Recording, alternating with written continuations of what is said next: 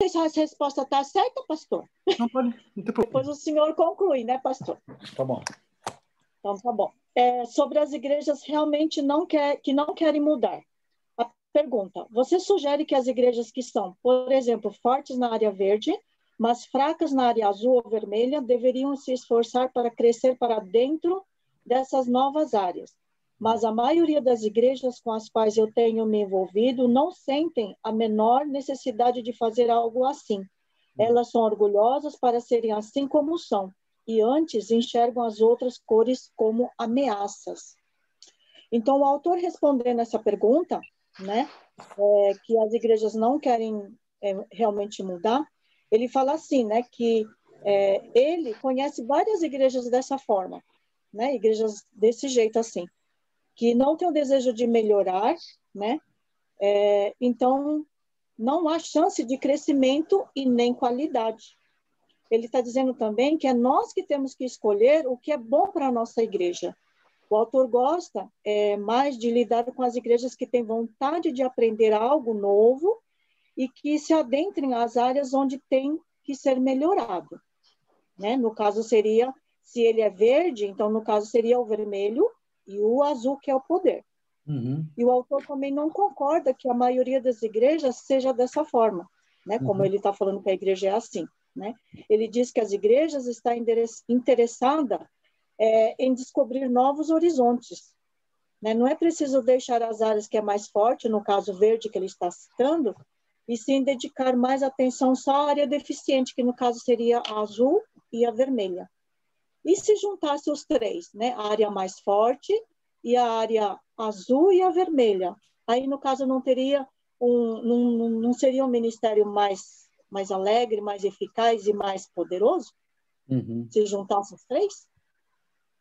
Né? Sim. Acho que a gente poderia abrir agora um parênteses, né?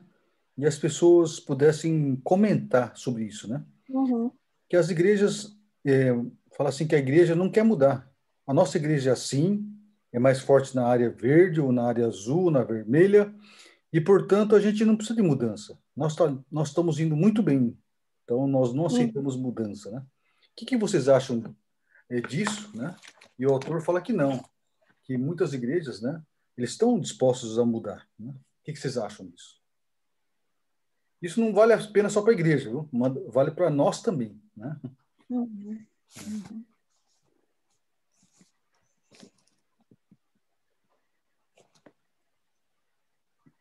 O que vocês acham?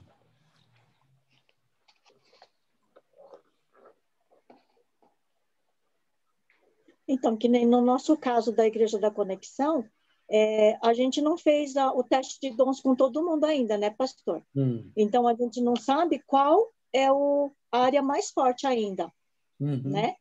Sim. Então, a partir do momento que a gente fizer o teste de dom com todos os participantes, os membros da igreja, e depois saber qual o dom predominante ou qual a área mais forte, aí daria para a gente, né, no caso, ver a parte que é deficiente ou aquela parte mais fraca, a área mais fraca, né?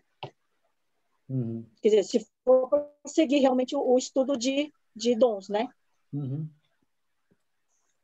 Nessa parte da pergunta da Júlia, né? O que ela está dizendo, né? Se as pessoas estão dispostos a realmente ouvir, né? E aceitar mudanças, né? Eu acho que a igreja saudável é aquela igreja que sempre está realmente questionando, né? Existem coisas melhores, né? E se tem coisas melhores, nós temos que prosseguir para as coisas melhores, né? É claro que a gente não pode perder, né, o centro, né, o foco, né, a essência do evangelho, né? Mas a forma de você agir como igreja muda muito, né? E vai variando conforme épocas, né? Você lembra aquela passagem que Jesus falou, né? Vinho novos em odres novos, né? Quando realmente Deus vai renovando as coisas, né? Ele vai trazendo vinhos novos, né? Isso vai variando conforme a época, né? E o que ele fala assim, nós temos que, na verdade, proporcionar odres novos, para que vinhos novos adentrem, né? Você vê a ação do Espírito Santo, né? Mesmo no livro de Atos, foi mudando gradativamente, né? E realmente, em cada época, a ação dele é diferente. Nós temos que estar dispostos a realmente entender essa mudança, né? E estarmos preparados para a mudança. As igrejas que realmente estão mais abertos para mudanças, né? São igrejas que realmente continuam bem, né? A ação de Deus, né? Ele muda de época em época, né? Nós temos que estar sensível a isso, né? Então, é isso, né? Isso é a vida cristã também, né? A gente tem que entender a época, né? Por exemplo, a conexão, né? A gente viu que estava tendo culto presencial, de repente teve pandemia, nós tivemos que adaptar com cultos, reuniões online, né? E nós dividimos os grupos, né? E nós vimos que o negócio deu certo, nós acertamos isso, né? Agora nós estamos pensando em outras etapas, né? E nós estamos assim vendo assim qual que é o direcionamento de Deus para isso, né? Alguém quer comentar mais alguma coisa? Eu acho que é isso mesmo que o senhor colocou, pastor, o senhor e a Júlia, né? Conforme a gente vai vivendo na igreja, a gente acaba percebendo isso também, né? Um exemplo na igreja de Imbura, né? Tempo que a gente começou a frequentar, a gente via que tinha um trabalho muito forte direcionado para crianças, né? E às vezes parece que faltava alguma coisa, né? Para trabalhar com a família mesmo, a família com os pais, né? Com os casais, né? E com o tempo, né, acho que a igreja, né? Deus foi mostrando o caminho, né? E a igreja começou a direcionar esse trabalho também, né? Procurando não só, né? Atender só a necessidade das crianças, né? Mas buscar também, né? Atender às necessidades, né, espirituais, né? O ensino da palavra para os pais, né? Para os casais também, né? Acho que era uma começou a fazer encontro de casais, né? Dar mais atenção, né? Para toda a família, né? Desde as crianças até os pais, os casais, né? Mesmo estando dentro da mesma cor ali dos dons, né? Ainda acho que, como o senhor colocou, né? Deus vai mostrando e a igreja tem que estar aberta, né? Para ir crescendo, né? Nos pontos, né? Que ela precisa, né? Que ela ainda tem dificuldades. Né? Exato. Bom, vamos prosseguir para o próximo, né, Júlia? Próxima pergunta. Esquemas de cores não correspondem à realidade. À primeira vista, o seu esquema de 3 cores parece convincente, mas não corresponde à realidade. Eu, por exemplo, conheço um liberal, o qual, de acordo com o seu esquema, faria parte da área verde, que demonstra pelo seu comportamento ser aquilo que você, na bússola colorida, denomina-se manipulador, o que seria um perigo típico para a área vermelha. Eu mesmo faço parte de uma igreja carismática, área azul, mas ao fazer o teste da bússola colorida, constatei que era um cristão exaurido, o que significa que sou fraco na área azul. Coisas semelhantes observei com muitos outros membros da minha igreja. Aí eu fiz um resumo, né, dessa pergunta. Não sei se está certo, tá, pastor? Aí o senhor conclui para mim, certo. Por favor. Eu entendi assim, né, que mesmo dentro das igrejas tradicionais, existem certas tendências para um ou mais cores, né? No caso, está falando um ou duas cores. Isso não quer dizer que cada cristão tem que ser a cor da sua igreja. Exemplo, nem todos da igreja evangelical são fortes na área vermelha, nem todos os carismáticos são fortes na área azul, nem todos os liberais são fortes na área verde. Não é desse jeito que funciona, né? E o autor diz que ele conhece as igrejas carismáticas inteiras cujo maior déficit está na área azul, e as igrejas evangelicais cuja maior força está na área verde, e assim por diante. E quando a igreja recebe o resultado assim, dessa forma, é importante avaliar. E nessa avaliação, deveria diferenciar entre a orientação teológica e a vida real da igreja. Se aplicar as 3 cores, vai contribuir para um bom resultado. Quer dizer, eu entendi assim, né? Uhum. Aí eu não sei, pastor. Essa pergunta foi meia complicada.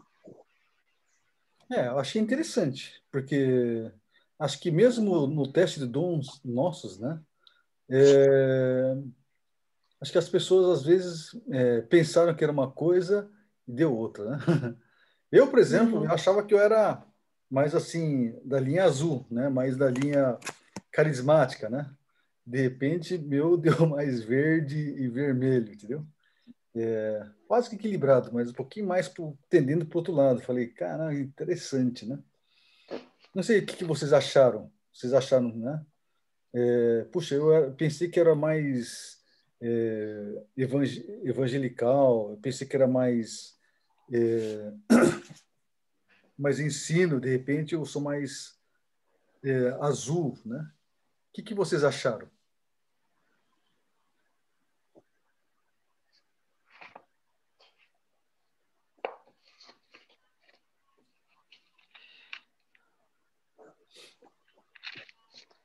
Nesse de bússola, que inclusive eu não estava, que eu achava que no meu ia dar o verde, e que inclusive eu falei sobre Pedro, né? Só que o meu deu equilibrado o vermelho e o verde, e o azul, assim, à vista dos outros, por exemplo, deu 14, 14 e o azul deu 10. Aí realmente eu me surpreendi, que eu achava que eu penderia mais para o verde, mas foi para o azul. Uhum. E até hoje, quando eu estava lendo essas páginas que o senhor tinha falado, mandado o zap para ler, e aqui tem uma parte que depois a Júlia com certeza vai falar, que se a gente faz esse teste da bússola, e junto com aquele teste de dons, a gente vai ver que às vezes um não bate com o outro. E eu achei interessante, porque realmente depois que a gente vai estudando, vai lendo e assim no compartilhamento com os irmãos é que vai entendendo mais. Que não é do jeito que a gente acha, é do jeito que tem que ser, né? Que Deus mostra para a gente. Eu achei muito interessante. Então, inclusive, eu li hoje essa parte umas 3 vezes. Eu falei, poxa, realmente. Aí voltei lá nos meus testes. Aí eu refiz até esse teste da bússola e bateu a mesma coisa. Eu falei, poxa, não é o que eu acho que tem que ser, é o que é, né? No momento, de repente, mais para frente, faz de novo, vai ser outra área, né? Mas achei muito interessante, realmente. Então, a minha área que está precisando ser mais trabalhada, realmente, é a área azul. Uhum. Achei muito bom. Muito bom mesmo. É isso aí. Eu acho que vocês entenderam, né? Então, é isso aí. Realmente, nem sempre, né? A gente vai entender que a gente acha uma coisa e é isso, né? Então, pode surpreender com resultados diferentes. Tá? Bom, vamos continuar. Próximo. Cores diferentes em testes diferentes. Pela bússola colorida, descobri que o meu ponto mais fraco é a sabedoria, segmento verde. Por outro lado, 4 de meus 5 dons manifestos estão na área verde: hospitalidade, misericórdia, criatividade artística e música. Como isso combina? Aqui o autor está falando assim, né, que combina muito bem. A gente não deve esperar que o resultado do teste dê as mesmas cores. Existem, por exemplo, cristãos cujos dons são de área azul, mas o seu déficit está no poder. Outros cristãos têm dons na área vermelha, mas lhe falta compromisso, engajamento. E outros na área verde, mas são tudo menos sábios. O teste de dons de 3 cores e a bússola colorida são 2 instrumentos diferentes. O primeiro testa os dons, né? E o segundo dá sugestões de crescimento espiritual. Às vezes pode coincidir e às vezes não.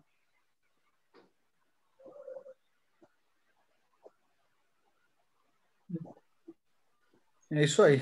Então, a gente, mesmo você falando assim, eu sou azul, né? Quando você coloca na bússola, né? Se surpreende com outras coisas que você tem que crescer naquela área, né? Então, sempre está aberto a isso, né? É realmente bem,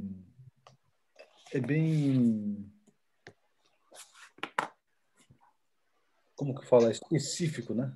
Mas eu acho que é a constatação que o autor está falando aqui, né? Vamos passar para a próxima, né? Alguém tem alguma coisa para comentar sobre isso? Entendendo que o teste de dons das cores e a bússola são diferentes, né? Uhum.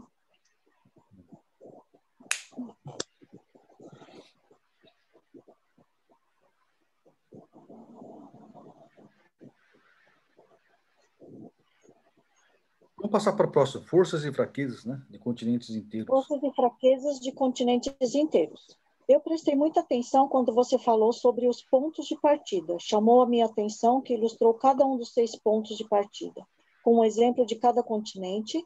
Para o crítico, você usou um exemplo da Europa. Para o manipulador, um exemplo da Austrália. Para o super espiritual, um exemplo da América Latina. Para o exaurido, um exemplo da América do Norte.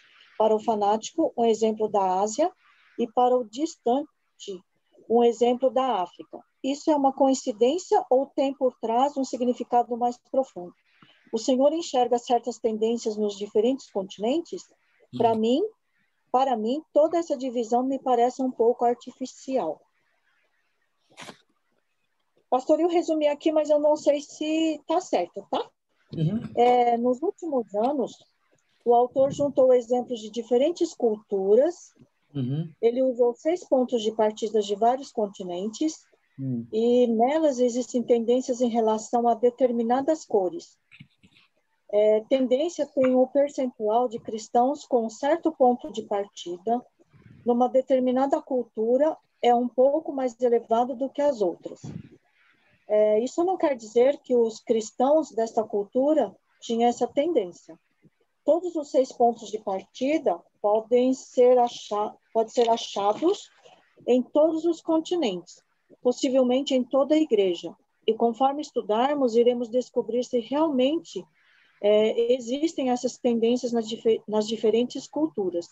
O autor diz que todos os exemplos que ele cita são verdadeiros.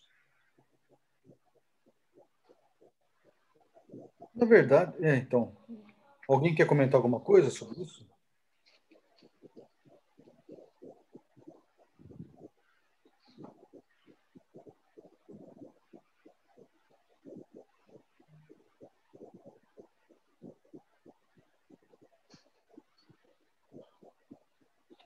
Então ele fala que cada continente, né, tem uma tendência, né? Mas ao mesmo tempo ele fala assim que cada continente tem só 6 áreas, tem os diferentes cores. Então, mesmo, né, na cidade de São Paulo tem igrejas que são mais carismáticos, tem igrejas que são mais tradicionais, tem igrejas que são mais evangelicais. Entendeu? Então, a gente tem variedade, né, de igrejas, né, mesmo numa cidade. Então, imagina um continente, né? Então, pode ser que tenha uma tendência para determinados continentes, mas cada continente tem um seu equilíbrio também, né? Então, a gente não precisa se preocupar com isso aí, né? E acho que mais ou menos o que o autor quis dizer é isso, né?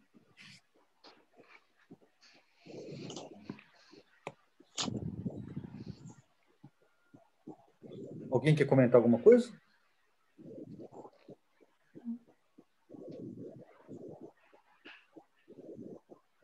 Vamos passar para o próximo, né? Separação em cores. Separação em cores. No seu ensinamento sobre as 3 cores, você separa as 3 dimensões que, de fato, pertencem inseparavelmente umas às outras. Você fala mais sobre as diferenças entre as cores do que sobre o que os une.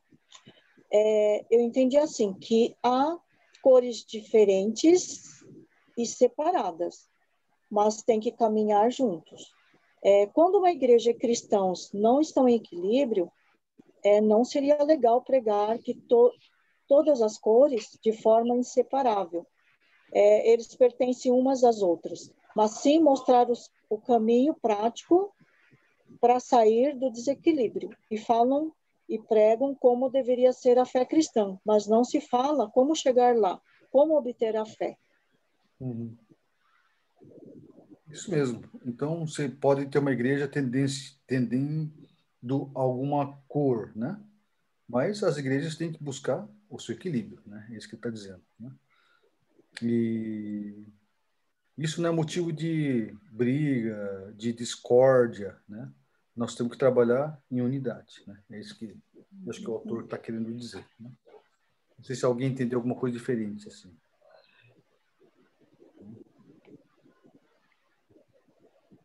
Então, eu acho que na conexão nós estamos tentando trabalhar com unidade mesmo, né? Nós estamos trabalhando com diversidades, né? Mas essa diversidade é bem-vindo para nós, né? Então, é muito importante a gente ter isso. Tá bom, vamos continuar, né? É que essa parte é bastante... O que qualifica um dom espiritual? Me causa perplexidade que você defina todos os 30 dons da sua lista como dons espirituais. Você deveria de reservar essa expressão unicamente para os dons que estão na área azul. Apenas eles são sobrenaturais e, portanto, dons espirituais. Esse eu achei interessante. Uhum. O autor não crê que dom espiritual seja só a área azul. É uma ideia errada daquilo que faz dom ser espiritual. A área da cor azul é uma categoria especial, né, como está dizendo aqui. Mas a cor verde e vermelha também são. Elas têm em comum que as diferenciam dos dons de outras categorias. A cor azul, podemos constatar uma tendência mais forte para o sobrenatural, mas o que faz o dom ser espiritual não depende se ele é mais ou menos percebido como sobrenatural. O dom da misericórdia, por exemplo, a área verde, ou o evangelismo, que é a área vermelha, seriam menos espirituais do que o falar em línguas, que é a área azul. Todos recebem dom. Então, temos que buscar capacitar para poder exercer. Uhum. Muito bom, muito bem falado. Alguém quer comentar alguma coisa nessa área?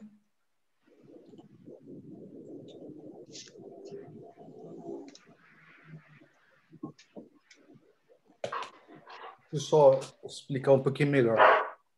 Os pentecostais, né, eles se acham, algumas pessoas pentecostal se acham mais, são superiores. Eles têm um dom de milagre, de falar em língua, cura, né?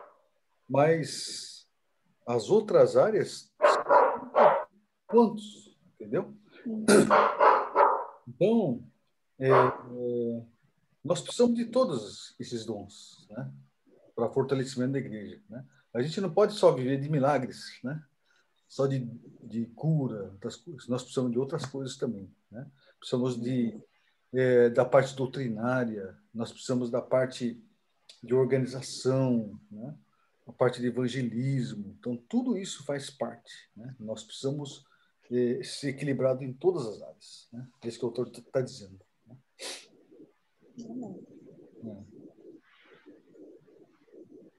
Pode continuar?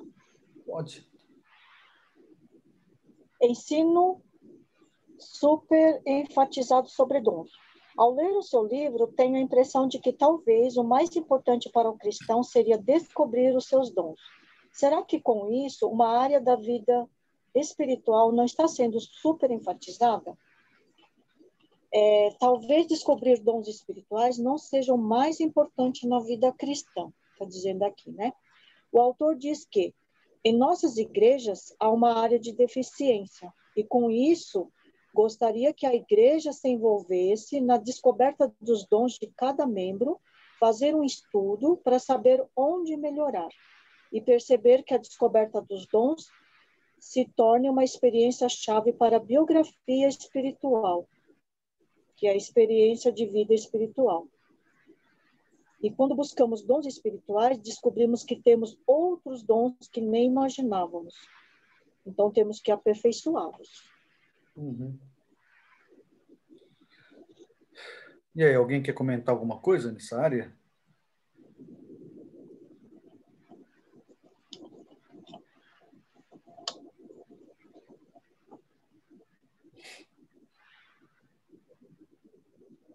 Eu quero só comentar que o autor está falando assim, você fala assim, eu tenho o dom daquilo, né? Mas não fica só preso àquilo. Esse dom, eu estou em dom de cura, tá bom. Mas lembra que você pode ter outros tipos de dons também, né? E tenta somar ao seu dom outros também, sejam abertos, né? Isso aqui, alguém quer comentar? Acho que ele também está falando aqui, né, pastor, que a gente não pode se focar muito em qual o dom de cada um, né? Mas como o dom combinado de todos, né, pode ajudar a igreja a melhorar naquela parte que ela está deficiente, né? Uhum. Então, acho que quando esse estudo de dons tem que ser envolvendo o grupo todo, né? Seria a igreja toda, né? Para que os dons combinados eles possam ajudar a igreja, né, a suprir a deficiência, né, que ela tem em alguma área, né? Exatamente, né? Se tem uma área de deficiência, né? Deficiente, outras pessoas vão falar assim, será que o meu dom também é essa área, né? E se realmente tiver, né, isso aí, você também tem que trabalhar para que você possa ajudar na deficiência dessa parte da igreja também, né? Ajudar isso, né? Talvez faça parte do seu perfil, né, de dons também naquela área que a igreja está precisando, naquele momento, né? Por isso que tem 5 dons, né, manifestos e 5 dons latentes também, né? Latente. Uhum. E outra coisa, não, o ensino aqui não é só de você descobrir o dom, né? É de você também usar esse dom, né? Então, nós estamos agora levando cada um de nós a aplicarmos os nossos dons que nós temos, né? Acho que era até aí, né, Júlia? Hoje, né? Isso, até aqui. Isso não. Você fez muito bem, Júlia. Entendeu muito bem. O senhor pode complementar, viu, pastor? Ah, já está tão perfeito que não precisa não.